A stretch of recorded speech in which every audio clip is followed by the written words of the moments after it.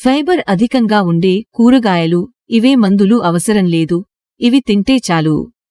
మలబద్ధకంతో బాధపడేవారు పీచు పదార్థాలు ఎక్కువగా ఉండే ఆహారాన్ని తీసుకోవాలని ఆరోగ్య నిపుణులు సూచిస్తున్నారు. అప్పుడే టాయిలెట్కి వెళ్లే సమయంలో ఇబ్బంది పడాల్సిన అవసరం ఉండదు. ముఖ్యంగా కొన్ని తాజా కూరగాయలలో ఫైబర్ అధికంగా ఉంటుంది.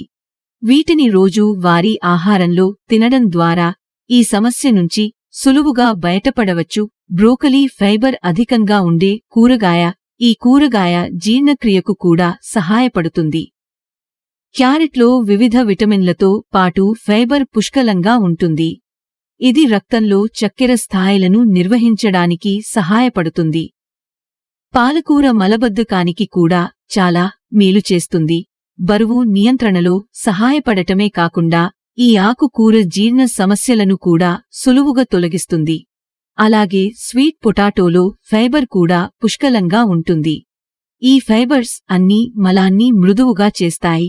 ఫలితంగా మలవిసర్జన ప్రశాంతంగా జరుగుతుంది. బీన్స్లో కూడా చాలా ఫైబర్ ఉంటుంది. అయితే ఇవి శీతాకాలంలో మాత్రమే మార్కెట్లో దొరుకుతాయి. చలికాలంలో దీన్ని ఎక్కువగా తినాలి. దుంపల్లో కూడా పీచు ఎక్కువగా ఉంటుంది. ముఖ్యంగా బీట్రూట్ దుంపలోని అనేక పోషకాలు ఆరోగ్య ప్రయోజనాలను కలిగిస్తుంది. దీన్ని ఆహారంలో తినడం వల్ల మలబద్ధకం సమస్య తొలగిపోతుంది.